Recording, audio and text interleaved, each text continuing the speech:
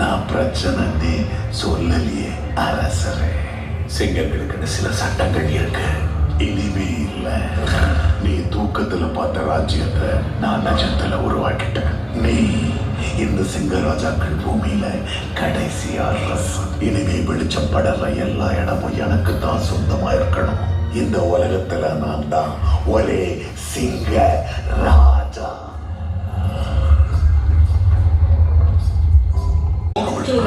அவன் ஒன்னும் வந்தேறியில்லை. அவன் தான் அந்த கூட்டத்தோட இளவரசன்.